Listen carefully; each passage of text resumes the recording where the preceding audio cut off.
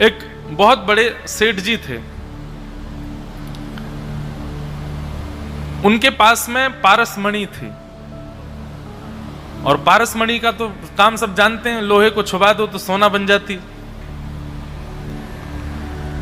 लेकिन पारसमणि होने के बाद भी वो सब कुछ था उनके पास, होने पहले वो अत्यंत दरिद्र थे, पर बाद में उनको पारसमणि मिल गई, पारसमणि से उनके पास सब कुछ हो गया, पर उनके चित्त को शांति नहीं मिली।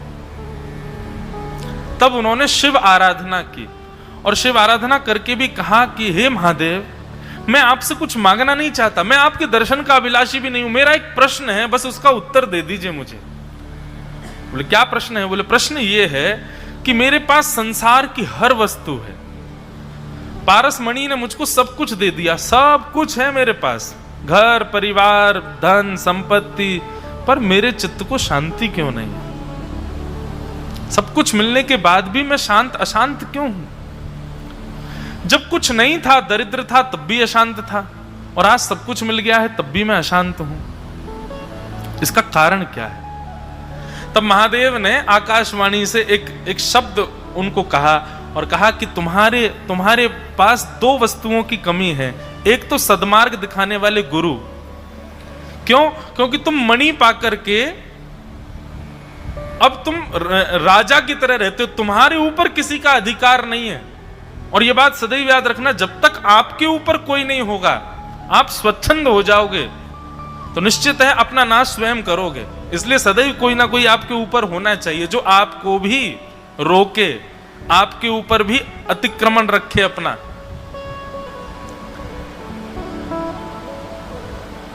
तो तुम्हारे गुरु नहीं है। पारसमणि पाकर के तुमको लगता है तुम्हें सब कुछ मिल गया, अब तुम कुछ भी कर सकते हो, और कुछ भी करने के भाव के लिए तुम सहजता से सब कर भी लेते हो, किसी का अतिक्रमण नहीं होता, किसी कोई तुमको रोकता नहीं है।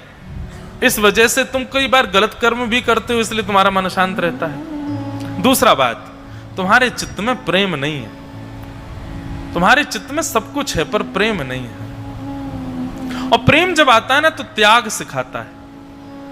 गुरु जब जीवन में आएंगे तो वो प्रेम सिखाएंगे, इसलिए तुम सदगुरु ढूंढो अपना। सदगुरु जीवन में आ जाएंगे तो तुम्हारा चित्त शांत हो जाएगा। महादेव ने आज्ञा कर दी। उसने पूछा, बोले महाराज सदगुरु कहां मिलेंगे? बोले सदगुरु की एक ही पहचान समझो, किसी दिव्य भूमि पर जाओ, दिव्य तीर्थ में जाओ, दिव्य स्थान पर जाओ, और अपनी मणि किसी को प्रदान करने की भावना रखना कि मैं अपनी मणि दान करना चाहता हूं। जो इसको अस्वीकार कर दे वही तुम्हारा गुरु है, जो इसको लेने से मना कर दे वही तुम्हारे गुरु हैं। वो व्यक्ति निकल पड़ा महाराज, और संभवतः वो वृंदावन ही आ गया, और वृंदावन में उसने जितने भी आचार्य थे सबको मणि देने का प्रयास किया, सबके चरणों में मणि अर्पित की। अब तो मणि देख करके तो महाराज उसके लिए खीर बनाई जा रही है, पूड़ियां बनवा में 56। अरे आओ आओ बैठो सेठ जी, बैठ बिराजो, आप कहाँ जा रहे हो, यहीं रहो, सब बढ़िया इनकी व्यवस्था करो भैया। हाँ तो मणि कब नाम करोगे हमारे? जैसे ये लोभ वृत्ति उनकी दिखाई देती, वो समझ जाती है गुरु नहीं है। सब जगह भ्रमण करते करते उन्होंने सब जगह लोभ देखा। तभी एक दिन वे निधिवन राज पहुंचे, और वहां पर स्वामी श्री हरदास जी का उनको दर्शन हुआ, जिन्होंने श्री बिहारी जी को प्रकट किया। और स्वामी श्री हरदास जी महाराज के चरणों में जाकर के वंदन किया। वंदन करते हुए उस मणि को अर्पित किया, और मणि को देखते ही स्वामी जी बोले, भैया जे कहा दे रहा हूं मैं। बोले स्वामी जी आपकी सेवा, बिहारी जी की सेवा के लिए कुछ सेवा का भाव है, आप स्वीकार करो। बोले जितनी जल्दी तेने अपनी जेब से निकाल के जे नीचे धरी है ना, उतनी जल्दी या वापस जेब में धर ले अपनी, और मुंह को दिखाइयो भी मत। अरे तू कहा पारसमणि दिखावे, मेरे पास तो त्रिलोक की मणि बैठी है, साक्षात बिहारी जी बैठे हैं, इनके आगे कौन सी मणि मांगू मैं तोते? अरे मोह मत दिखावे, ले जा याकू। आहा, स्वामी जी के भाव सुनते ही वो तो समझ गया। बोलो हो, गुरुदेव मिल गए मुझे, मेरे गुरु प्राप्त हो गए, यही मेरे गुरु हैं, यही मेरे सर्वस्व। स्वामी जी के शरणागत हो गया। स्वामी जी की शरण में जाते उसने कहा, मुझे आप शरण ग्रहण करो। बोले एक शर्त पर करूंगा। बोले कहा? बोले ये जो मणि है ना तेरी, याकू जमुना जी में फेंक आ, याकू यमुना जी में फेंक आएगा तो मैं तो को अपनो शरणागत बना लूंगा। उस व्यक्ति ने पहले तो उसको थोड़ा संकोच सा हुआ, कैसे करें, लेकिन उसने मन में विचार किया, महादेव ने आज्ञा करी, मैं इतने प्रयास करके आ गया हूं, अब गुरु मिल गए तो मान लेता हूं बात, और मणि से वैसे भी कौन सा सुखी, सब तो मिल गया मुझे, अब तो चित्त की शांति चाहिए, वो मणि से मिल नहीं रही है, तो गुरुदेव की आज्ञा मान के फेंक देता हूं। और उसने जाके यमुना जी में मणि को फेंक दिया, अर्पित कर दिया श्री यमुना जी को। स्नान करके आया, स्वामी जी ने उसको दीक्षा प्रदान कर दी। परंतु कुछ समय बाद उसके मन में वो व्यथित रहने लगा, वो दुखी रहने लगा, ना उसको भोजन भाता था, ना उसको नींद आती थी, वो सदैव चिंता सी में रहता था।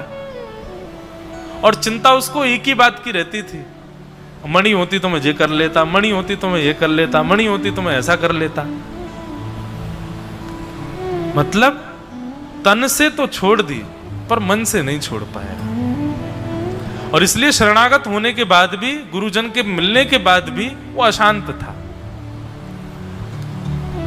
स्वामी जी के चरणों में एक दिन बैठा था, स्वामी जी महाराज ने उसके मुखमंडल को देख करके समझ गए, बोले इसके मन का भाव क्या है। स्वामी जी ने तुरंत वहीं निधिवन राज की रज उठाई, और रज उठा करके उसकी ओर जैसे ही फेंकी, उठाई थी तो रजती फेंकते ही वो सारी मणियां बन गई।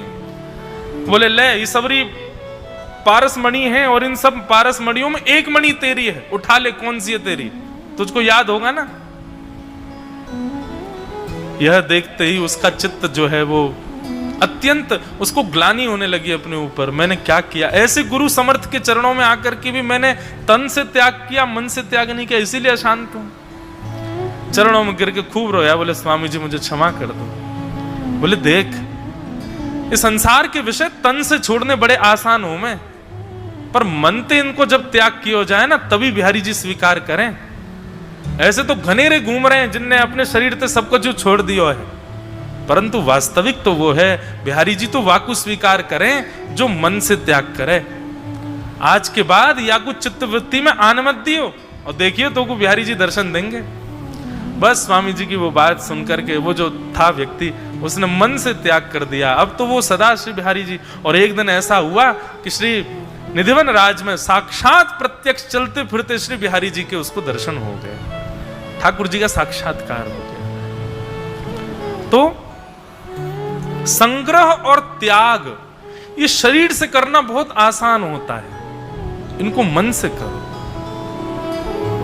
और एक बात कहें, मन से यदि किसी का त्याग है और शरीर से भली उसका संग हो रहा हो, तब भी संग दोष नहीं लगेगा। क्यों? क्योंकि शरीर से तो त्याग है ना, मन से तो त्याग है ना उसका, चाहे वो धन हो, चाहे वो संपत्ति हो, कुछ भी हो, तो मन से त्याग हो।